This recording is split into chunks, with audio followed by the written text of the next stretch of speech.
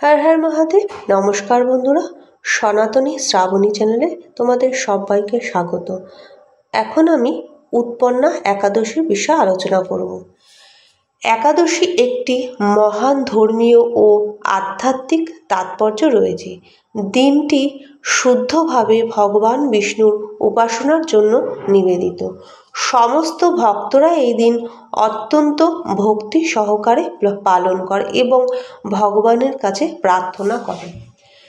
ভক্তরা দ্বাদশী তিথিতে এই উপবাস ভঙ্গ করে। অগ্রহায়ণ মাসের 26শে নভেম্বর দিনটি শুরু হচ্ছে।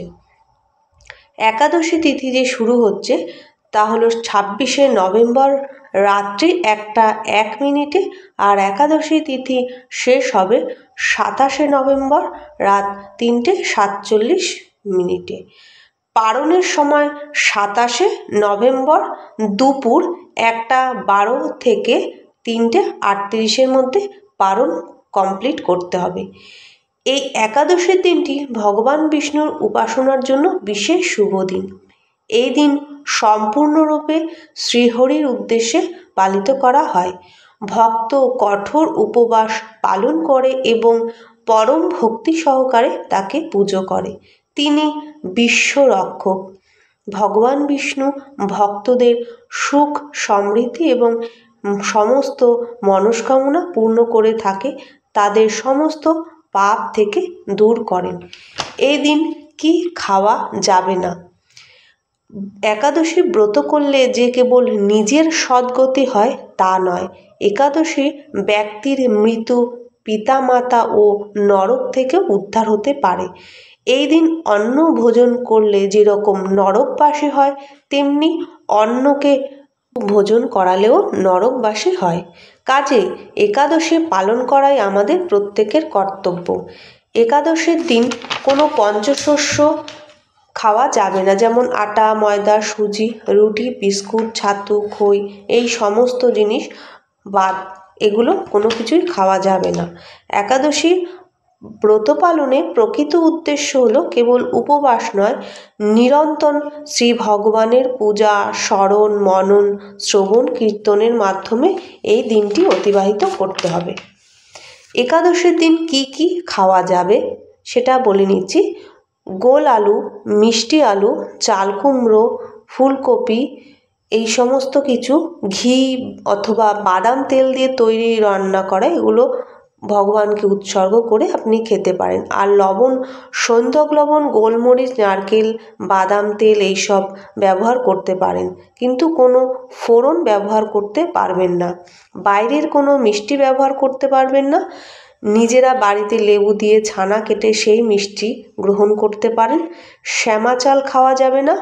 মোটা দানার সাবু খাওয়া যাবে। এদিন যদি একাদশী বা শ্রাদ্ধ করা হয় তাহলে কি হবে? এদিন একাদশী বা শ্রাদ্ধ করা যাবে। মনুষ্যগণের মধ্যে শূদ্র, বৈশ্য, ক্ষত্রিয় এবং ব্রাহ্মণ, এই 4 বর্ণেরই পিণ্ডদান বিধি রয়েছে একই রকম। পিণ্ডের যে দ্রব্যাদি ও 4 বর্ণের জন্য একই থাকবে। 13 দিনের দিন মৃত ব্যক্তিরা মৃত্যুলোকে যাত্রা শুরু করেন। তাই শাস্ত্রমতে 10 দিন অশৌচ পালন করে ক্ষৌরকর্ম 11 দিন, শ্রাদ্ধ বা পিণ্ডদান হলে একাদশী থাকলে 12 দিনের দিন করতে পারবেন। 13 দিনের দিন যেহেতু মৃত্যুলোক যাত্রা করে, তাই 13, 15, 20 বা 30 দিনে শ্রাদ্ধ বা পিণ্ডদান করলে সেই পিণ্ড কে খাবে? এইভাবে আমাদেরকে ভুল বোঝানো হয়েছে। এই জন্য ব্রাহ্মণরা এই ভুল পথে চালিত করে বলে আমাদের এই ধর্মকে ভালোভাবে জানতে হবে। শ্রী শ্রী হরিভক্তি বিলাসে শ্রীল সনাতন গোস্বামী পাদ মহর্ষি শৃঙ্গের বচন উদ্ধৃত করে সুস্পষ্টভাবে বলেছেন যে একাদশাং ন ভুঞ্জিতা নারী দৃষ্টা রজস্যাপি, অর্থাৎ রজস্বলা নারীও এই একাদশী পালন করতে পারে। একাদশীর দিন মৃত্যু হলে তার গতি কী হয়?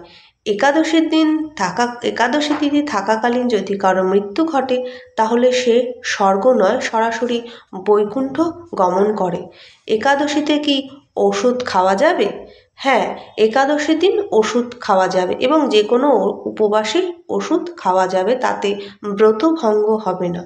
প্রমাণস্বরূপ হরিভক্তি বিলাসে লেখা আছে, অষ্টতানা ব্রতাগ্নানি আপো মূল ফলং পয় হরিব্রাহ্মণ্য কাম্মা চ গুরুর্বচন মহৌষধম।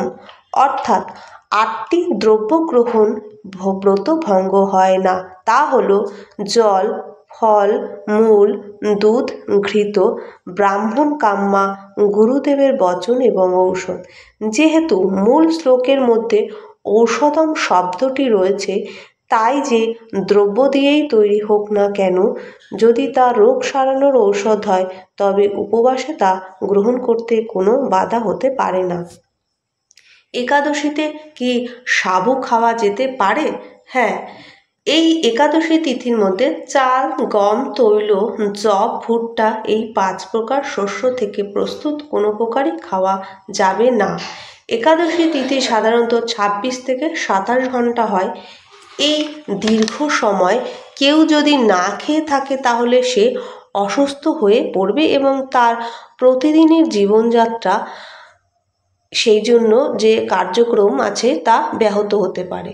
তাই একাদশী তিথির মধ্যে একবার যে কোনো ফল, জল, দুধ এগুলো খাবার বিধান আছে। এই সময় মানুষ যে সাবু খায় তা হলো বড় ধরনের সাবু। এই সাবুটা খাওয়া যাবে। সাবু একটি গাছের গোড়ার ফল থেকে তৈরি। ব্যাপারটি কাছাকাছি হলেও কিছুটা ভিন্ন। সাবু পাম গাছের কাণ্ডের ভেতরের নরম অংশ থেকে তৈরি করা হয়। সাবুতে শর্করা, আমিষ, খনিজ লবণ এবং বিভিন্ন রকম ভিটামিন আছে, তাই এটি সহজপাচ্য বলে শিশু এবং রোগীদের খাওয়ানো যেতে পারে। একাদশীর দিন নেশা একদমই করা যাবে না, তাহলে তাদের পাক গ্রহণ করতে হবে। একাদশীর যে পারণ আছে, সেই পারণ মন্ত্রটি হলো, একাদশাং নিরাহার ব্রতেনানেন কেশব প্রসীদ সমুখ নাত জ্ঞান দৃষ্টি প্রদর্ভব। এই মন্ত্রটি পাঠ করে নির্দিষ্ট সময় পালন করতে হবে। একাদশীতে যে সংকল্প মন্ত্র নিয়ে আপনারা একাদশী শুরু করবেন তা হলো, একাদশং নিরাহারাহ স্থিতা অহম অপেরোহনি ভজ্জামি পুণ্ডরীকাক্ষং শরণম মে ভবাচ্যুত। অর্থাৎ, হে পুণ্ডরীকাক্ষ, হে অচ্যুত, আমি একাদশীর দিন উপবাসপূর্বক এই ব্রত পালন করার জন্য আপনার শরণ গ্রহণ করেছি। ওম নমো ভগবতে বাসুদেবায়।